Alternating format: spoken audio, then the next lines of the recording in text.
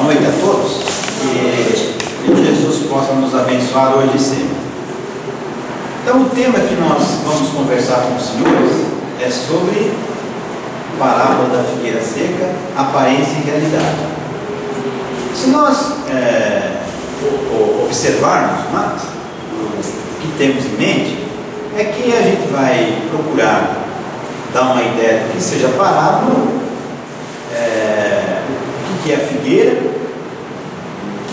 o texto bíblico, também vamos falar sobre a simbologia que esse texto representa e, por fim, alguma relação entre aquilo que parece realidade, mas para nós às vezes não é. Então, inicialmente, o que seria uma parábola? Parábola é sempre algo que você diz alguma coisa para se entender outra coisa.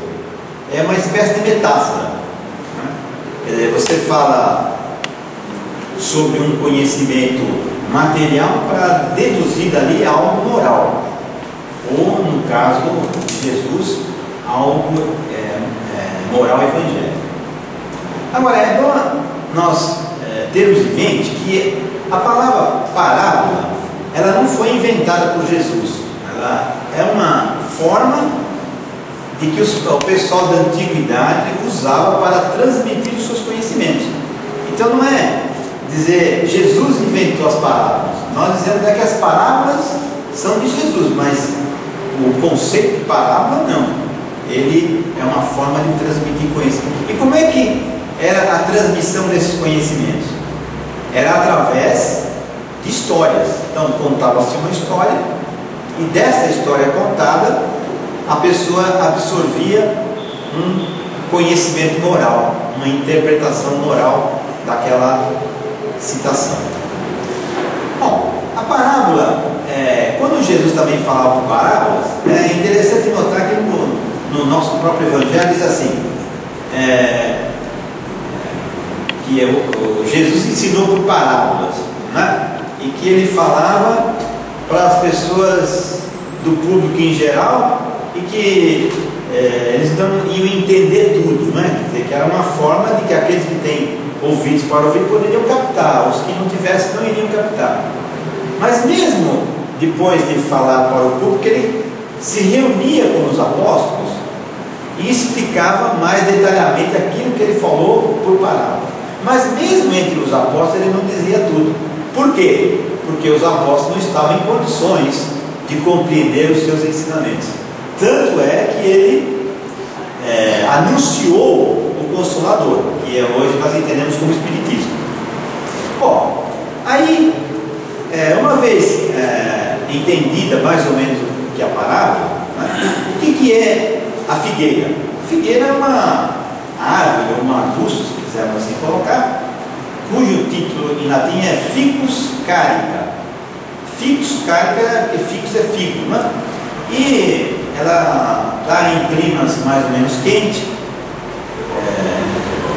no verão, principalmente em Portugal. Em Portugal é um lugar muito assim, propício, né, para a cultura das figueiras. Agora, como é que estaria colocado isso no texto evangélico? Diz assim, que Jesus, saindo de Betânia, ele teve fome. Aí ele foi e viu a figueira. Aproximando-se, só tinha folhas. Aí ele diz, para que ninguém coma mais fruto de ti. Ele vem, só tinha folhas, que ninguém mais coma fruto de ti. E no dia seguinte, passando por lá, os apóstolos, olhando, mestre, você está vendo a figueira que você amaldiçoou? Aí, secou. E esse texto, ele está narrado em Marcos, mas só que ele faz parte de uma coisa maior. A coisa maior é figueira seca, a purificação do templo. Então nesse coisa existe uma abordagem que é aquela passagem onde Jesus expulsa os vendilhões do templo, né, diz que a casa de Jesus não é uma casa de perdição, mas uma casa de oração. Existe também o fato de falar do perdão, né? Ou da fé, se você tiver fé, né? Tão forte que você pode falar para esse monte, passar daqui para lá, que o monte irá passar. Então esses outros assim, ensinamentos estão contidos nesse tópico do Marcos 11, de 1 a 26, sendo que o texto específico da parábola está no meio dele.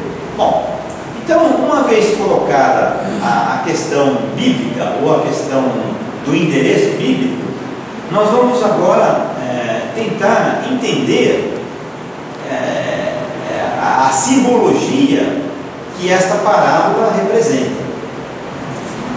Então, para começar, uma simbologia é uma coisa que representa algum objeto. O símbolo sempre é um representante do objeto. E no caso, Jesus ele está se referindo a algo que é justamente de aparecer alguma coisa e não ser aquela coisa.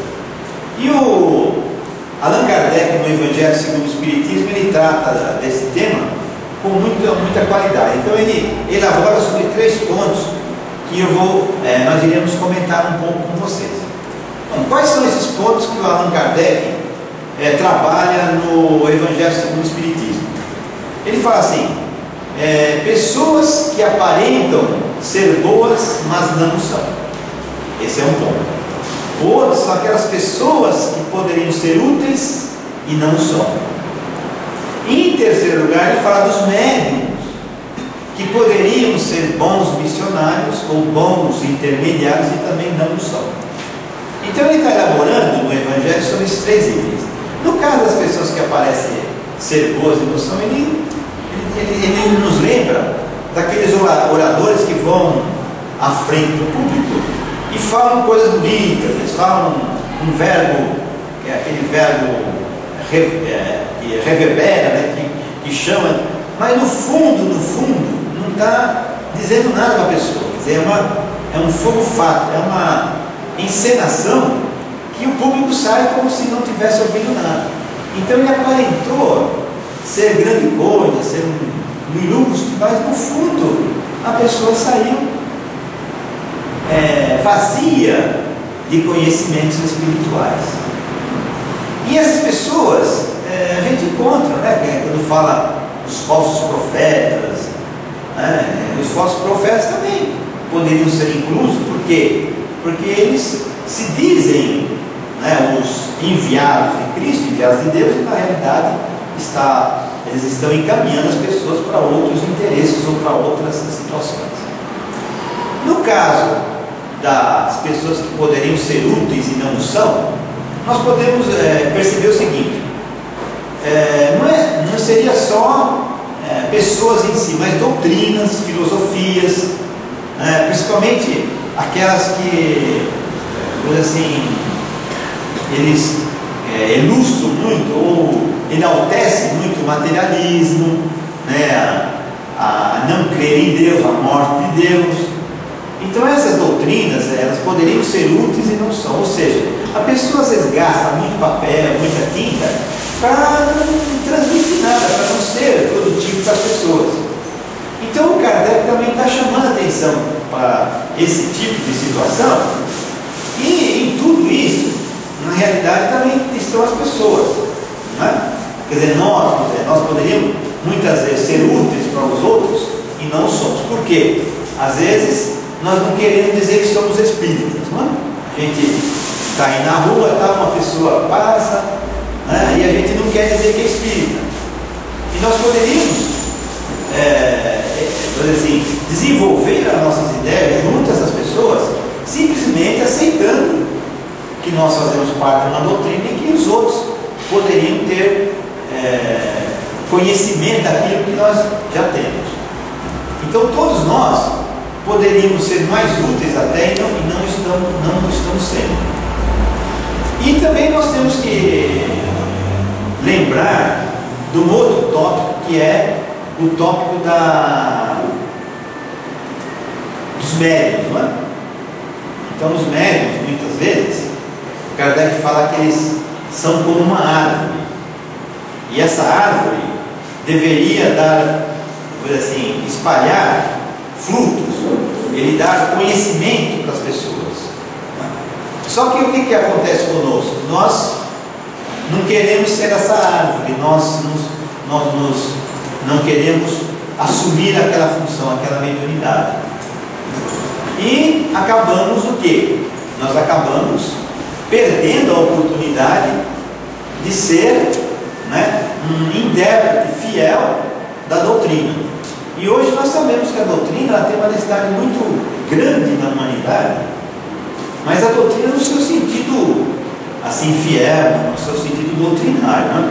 Porque se nós entendermos a palavra doutrina ou doutrinário, não é simplesmente dizer eu sou espírita, não. A palavra doutrinário quer dizer que é uma pessoa que segue uma doutrina.